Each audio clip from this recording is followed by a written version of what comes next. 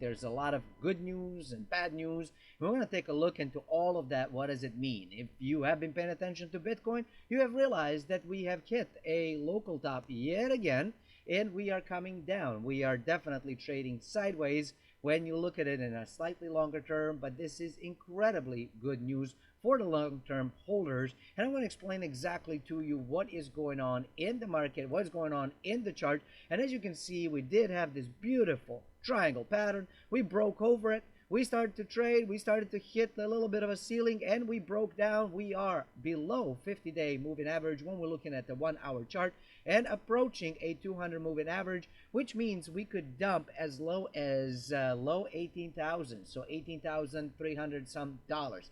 But of course, this is on the short-term end of things, and we're going to be taking a look at the long-term end of things of what's going on. We're also going to take a look at traditional markets. They have been doing incredibly well. We want to take a look into the futures and what's going on, what can you expect. And I do think that we're going to see a bit of a green days ahead of us, even though it is winter approaching fast. There are news about stablecoins and potential regulations that come with it. There are also potential a downside to the whole thing of why they might be doing it. What can we expect? What is the impact on the markets? There is the positive stuff, there's the negative stuff, and we're going to take a look at all of that stuff today.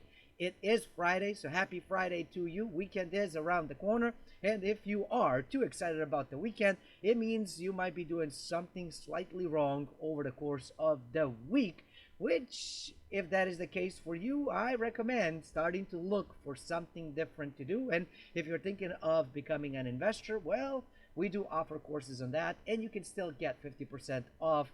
That promotion actually ends at midnight. So today is the last day if you want to do it, and it is on onedealaway.com. I do want to welcome everybody who is watching this live right this moment. Thank you so much for joining me. If you're brand new to the channel, make sure you subscribe, hit the bell notification button, and that way you get notified every time we go through it. And if you're enjoying the show, whether new or returning, smash the like button and help me help more people out there. All right, y'all, let's do this.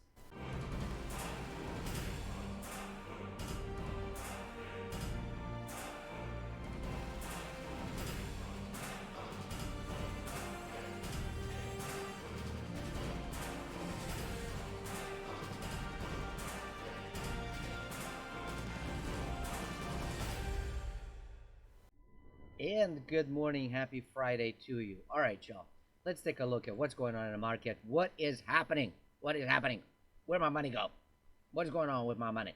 So, well, your money, and as you can see, we are looking right now at a 1-hour chart here in a Bitcoin. And what is happening is that we are slowly but surely approaching this particular level right over here. Let me see if I can get it. And as you can see, this level is going to be at 18,550-ish dollars, plus minus. So we are definitely approaching that. The next stop would be the 200 day moving average of about 18,300 or so. But on a short term, we are definitely moving on the downside of the whole spectrum. And as you can see, we do have a relatively speaking strong-ish support line at 18.5 or so. If we bounce back off of it, that is going to make this support level even stronger. If we break through it, perhaps the 200 moving average is going to help us in the short term. And then below that, we are looking at 17,000 something. I do think that we're going to be trading between this like low 1800s to mid 1900s before we break to the new all-time highs. Is that possible to happen in 2020? Absolutely. But it's okay if it doesn't, because 2021 does look very promising, and we do have some news. I'm not the only person saying that stuff. We have some news of individuals who are saying that, so we're going to be taking a look at all of that stuff right in the moment. So let's take a look at what's going on. Let me refresh the market. Let's see where we are. And as you can see, Bitcoin is down 2.5% over the last 24 hours. We did have a nice bump over the last 7 days of 10%, and currently standing at $18,836.87. ETH is down 3.8%, but it did pump 13.3% in 7 days, and it's currently trading at $587.40. Thank you very much. XRP is down 5.4%. It was up 12% in 7 days. Current price is 59.4 cents. LTC is also down, but it is at 85.59. So as we scroll, you will see that it's mostly a negative market. Negative market. We're mostly down. We do have some very strong winners. We have Made, which seems to be new. What is that? Made Safecoin. I don't know what that is. I'm gonna have to look it up, y'all. But it is up 27.7% over the course of 24 hours, and it did pump 79.5% in 7 days. Nexo is up 12.7. Zem is up 10.4. Luna 6. BSV 5.8, Comp 4.4. So we do have a few very strong winners. On the losing end, Amplifort is the biggest loser so far, negative 16.9% over the course of 24 hours, still up for the week. DCR is negative 14.3. Sushi is negative 11.9, but Sushi has been going on up and up and up for the past, I don't know how many days. So it kind of makes sense there. Sushi is still up 35.7%. Kusama down 10.3. Wi-Fi down 9.5, but it's still up 20.7%. So as you can see, we do have some on the stronger losing end. Nothing too horrific, but it is definitely a redder kind of day, at least now in the short term. Now, let's take a look at some of the business briefs, Bitcoin briefs, money briefs, of what are people doing, what are companies doing, what is happening around the world when it comes to the cryptocurrencies, and then we're going to dive deeper into some of the stories.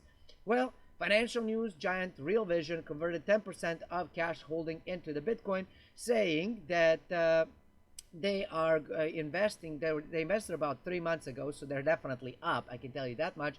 And they invested its cash holding via crypto lending service BlockFi. So they did do some partnership with the BlockFi, if my memory serves me well. They do some videos about how you can actually make money by just holding Bitcoin and then submit it to BlockFi. If you're interested, you can definitely check it out. I have and am using BlockFi, although not for Bitcoin. I'm using it for some of the stable coins.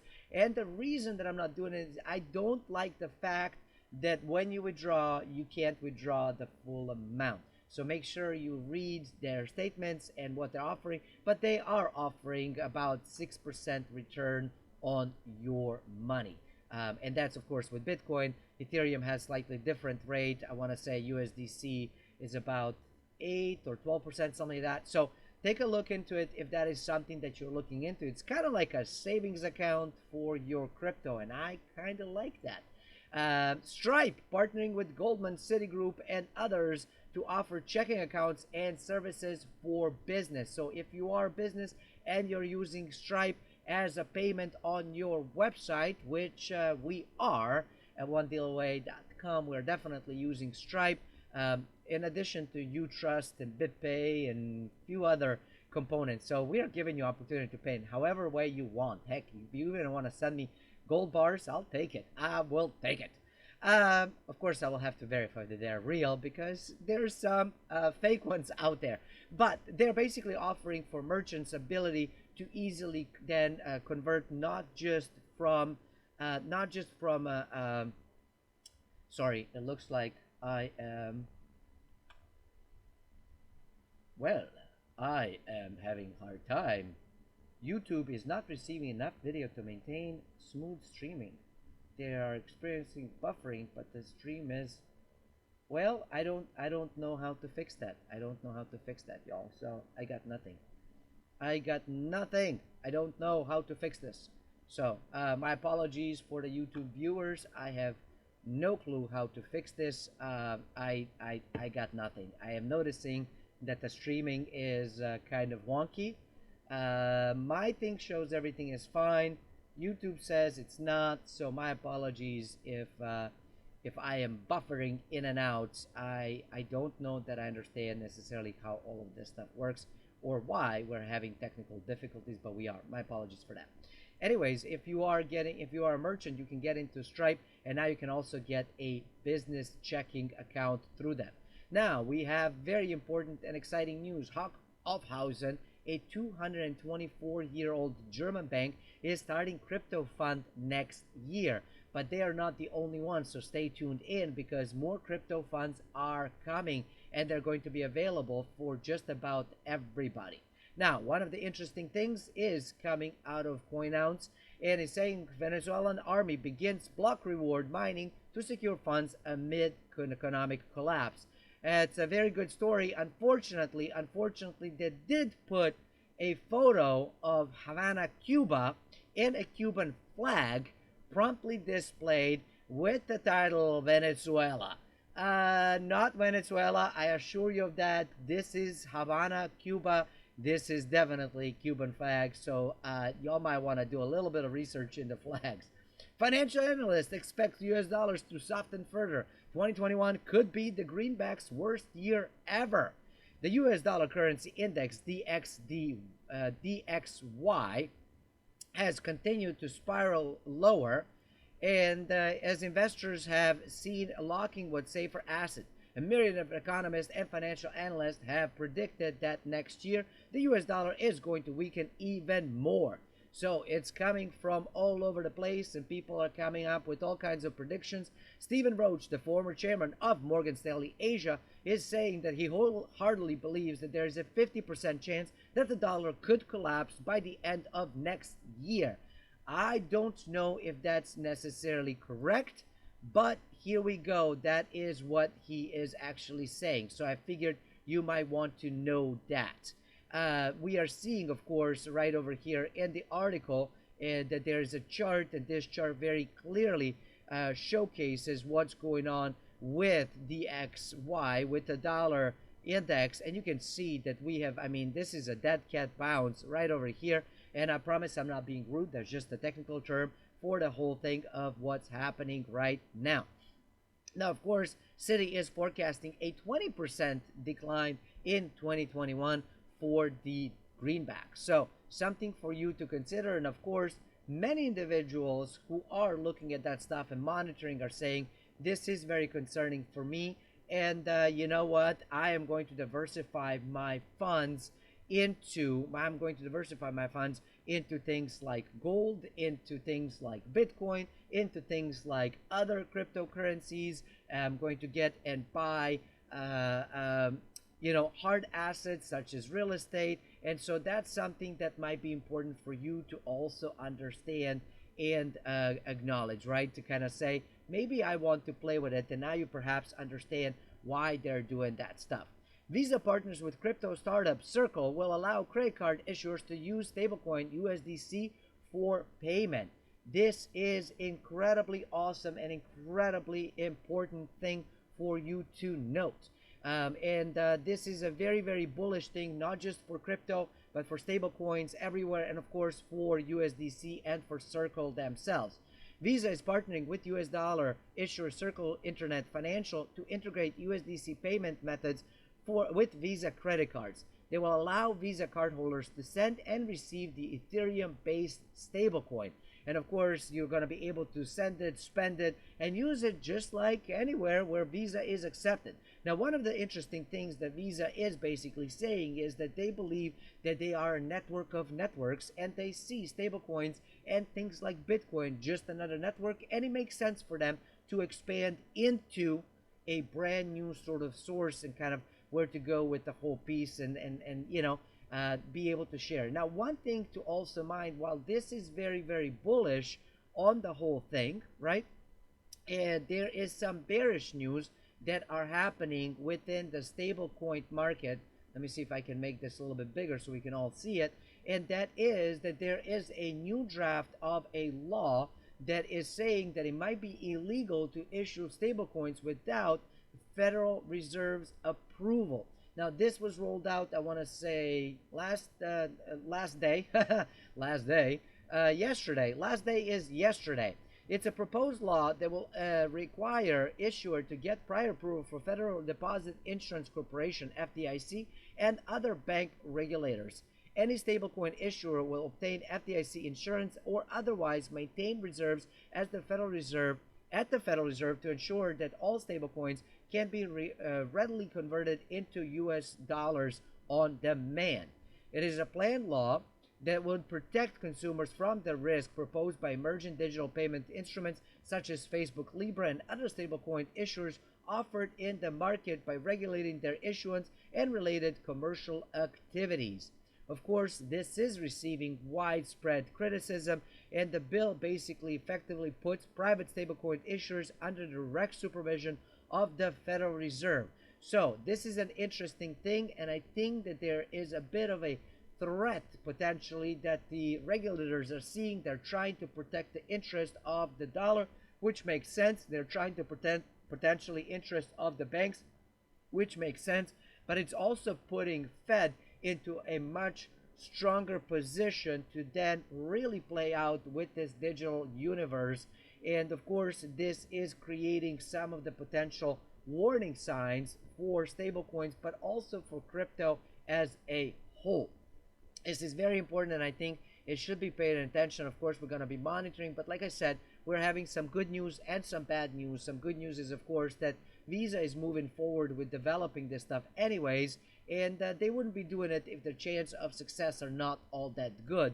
Now, of course, this is not a law. This is just a bill that was put forth, that was being proposed, and if the Congress behaves the way that the Congress has been behaving for a while, meaning that it's not going to do much of anything, and then we don't have to necessarily worry about it in the long or short term, because if we follow what they have done with the stimulus check and the help in that regard, it's going to be a while before they do anything else. Now, on the speaking on the stimulus and everything else, I have failed to showcase what's going on in the traditional market space, and I did say we're going to take a look into that stuff. Of course, we're looking at the futures, and you will see that the S&P 500 futures is definitely up, and we have been up over the last 5 days and the last month for sure. We're definitely climbing on up. The story is very much the same when it comes to the Dow. We are definitely on the up market trend in the futures. Nasdaq has been performing incredibly well. We did see this little bit of a dump in early November, but we have been pumping very heavily all the way on up. Gold on 1 month is definitely down, but it is up on the day and up on 5 days. In the 6 month, we are on the green, but you can see that we're sort of slumping downish. And of course, the treasury yield, you can see that we have been climbing on up ever since the August. So August was the lowest time, and we have been climbing up. However, if we take a look at the 1 year, you will see that we did come down severely and mostly going sideways, although slight uptick. On the 5 year, you can see that we are definitely coming back down. And on the max, I mean, this is a very, very stark thing. And if you're looking at these high peaks, this is in the 80s, when the 10-year treasury was yielding about 15 to 16%. But that was also the time when we had actually had mortgage rates, right? 30-year mortgages that were in 18 to 20 some percent. So that's an interesting piece for you to pay attention to and note. Now, what is going on else? Well, there are some things that are very, very bullish on the Bitcoin stuff. Even though we gotten some bearish news, we're dumping on the short term, there are some very long-term bullish things that are happening, and that is that the CEO of a 7.4 trillion asset manager, BlackRock, is saying that the Bitcoin could evolve into global market asset. And I believe that he is right. I don't always agree with BlackRock, but I do agree with this one. Larry Fink, CEO of BlackRock, appears to be changing his once highly skeptical tune of Bitcoin. Fink said BTC may be on a path toward evolving into a global asset. And he's also saying that the advent of digital currencies could weaken the status of the US dollar as a reserve currency. Now, I don't know if the advent of digital currency would weaken it, or the fact that the US is printing like crazy could weaken it, or the fact that we have been weaponizing here in the United States dollar for a very long time and using all kinds of weird leverage, that is going to weaken the impact. But there are many people, as you saw, that are expecting that the dollar dominance is going to go down, valuation of dollar is going to go down, and they're looking at different markets in different ways to invest. Some are looking at emergent fiat currencies. I don't know that that's a smart idea, but that's just my humble opinion. But some are looking into things like gold, others are getting into equities, some are getting into Bitcoin, and some are sort of saying, I'm just going to get into a little bit of everything, spread out the whole thing, and let's see how it goes. S&P, remember how I said that Germany is not the only one who's going to launch an index of crypto. S&P Global and Luca to collaborate on cryptocurrencies indices project in 2021. S&P Dow Jones Indices confirmed that it will debut cryptocurrency indexing service in collaboration with crypto tax service Luca, that is spelled Lukka, in 2021. And I am spelling it because some of you are listening this. And this will cover reported 550 cryptocurrencies, and this was announced just yesterday. S&P DJI describes Bitcoin, BTC, and altcoins as an emerging asset class, and they believe that it's incredibly important to list it. Now, of course, we still don't have a mutual fund or an ETF that is coming, I believe, in the upcoming years. It's just a matter of time. It's been proposed and denied, proposed and denied, proposed and denied. Somebody somewhere will actually get it, and now that we have an actual index that is going to be listed, that is going to be a huge thing. More people are going to start following it. It's going to be, probably like, S&P 500 crypto or something like that. I don't know what it's going to be called, and it's going to start following then the crypto market, which is going to be quite exciting to actually see.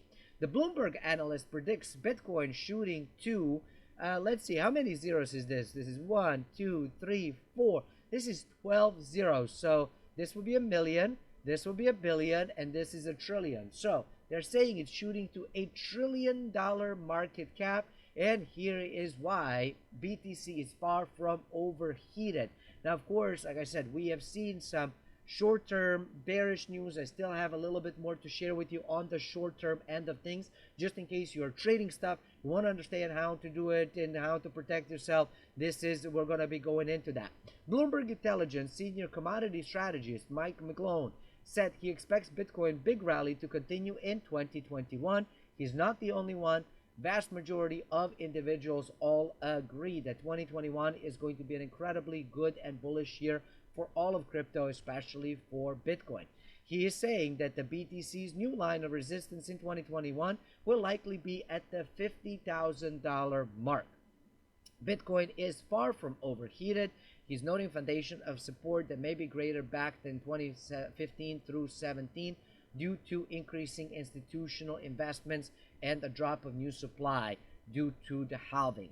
Same thing that I've been saying, and everybody else that you might be watching is saying the same stuff. Demand measures of Bitcoin and crypto assets appear to be gaining endurance for more of the same in 2021 from the Office of Controller of the Cryptocurrency, of the currency. I don't know why I added crypto. I guess I want to have our own Office of Controller. No, it's just the Office of Controller of Cryptocurrency, OCC, allowing banks to provide crypto asset custody services. And of course, we had PayPal onboarding payments with many people buying it. And of course, the lesser amount that is being produced that is being bought. Macroeconomists will also continue to serve as a headwind, fueling both BTC and gold in the next year. So that's one thing to also pay attention. So as you can see, yesterday when we were talking about real estate stuff, there is a lot of bullish terms that real estate is going to go up. You can see that there's also a lot of bullishness that the crypto is going to go up, gold is going to go up. I do believe that equities are also going to go up. So all of this money printing that we have seen, we're seeing that it's happening because, well, it's happening because all of this money printing. And of course, where does the money go? It goes to fuel all of the assets, as we have been talking about and discussing here on the channel. Now, one of the short-term bearish things for you to note is the fact that we are seeing the Bitcoin miners, amount miners have been sending to exchanges is soaring 636.2% in the past 24 hours.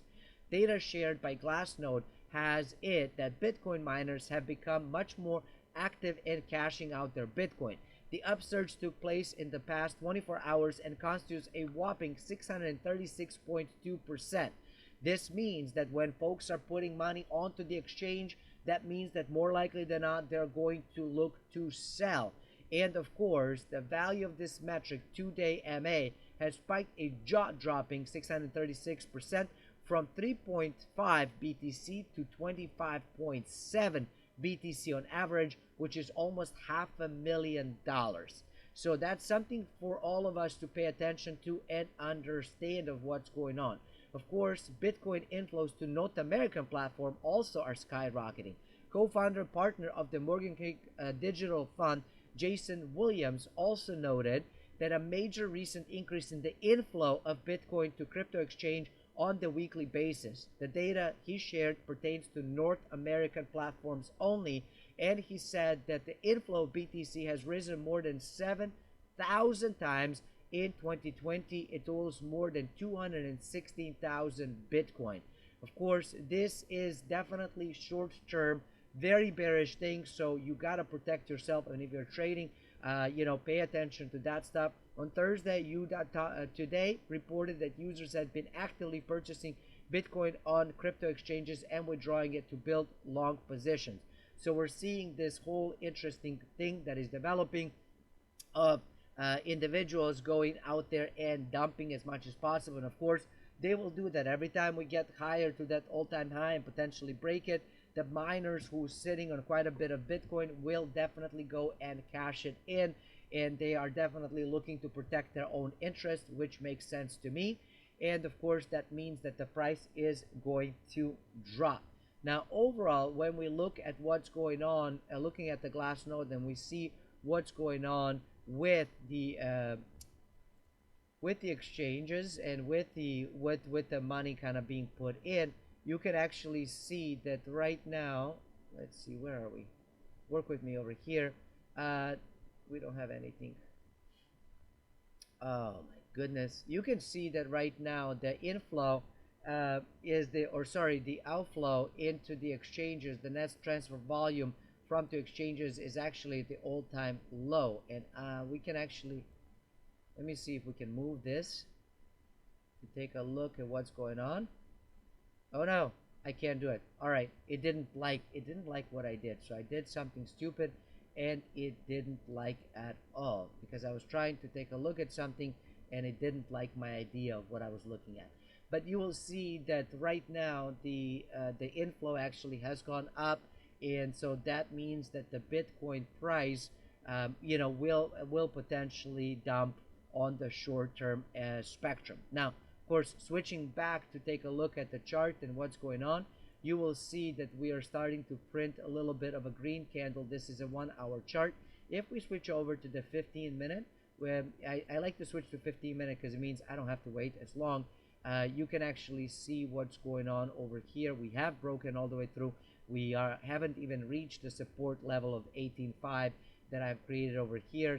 But we are reaching this breaking point right over here of the triangle that we discussed a few days ago of let's see, 18,750 753, something like that. So that looks like to be a nice support level. We'll see how it all plays out, but it is an important piece for you to note and understand. Now, on the final piece that I wanted to share, and maybe I should have started with this, is what's going on with the whole COVID vaccine and stuff. Now, quite a few months back when this whole thing rolled out, I did a video where I was talking about the fact that everybody will be required to basically get registered. And, I was semi-jokingly saying they're going to mark us all and tattoo us all. So no tattoos, but definitely COVID vaccination record card will be required. The U.S. government says it will issue a vaccine card, and people who receive the vaccine card will be encouraged to take a photo of them and keep them in their wallet. So they will want to make sure that they will also be recording your name and dose and when you did it. So there's all of the data that is going to be coming in and it's going to be shared. And I believe that is going to be something that is going to be required for you to have and show in order to use public transportation, to fly anywhere, to check into the hotels, to enroll in a school, to get a job, to get married, to date, and all kinds of other things. I think it's going to be a new requirement for restaurants, for stores, for everything else.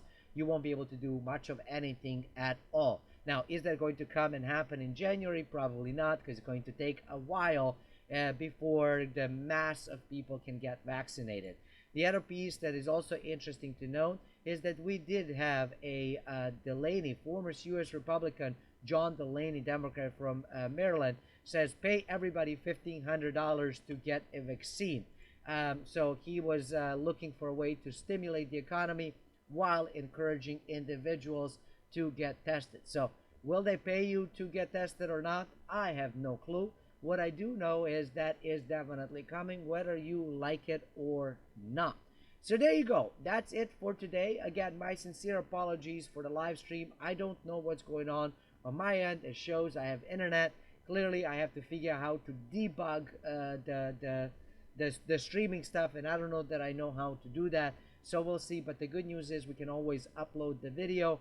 It's not watched as much when it's uploaded versus streamed, but it happens. So thank you for watching. Thank you for listening. Do subscribe, and I will see you tomorrow.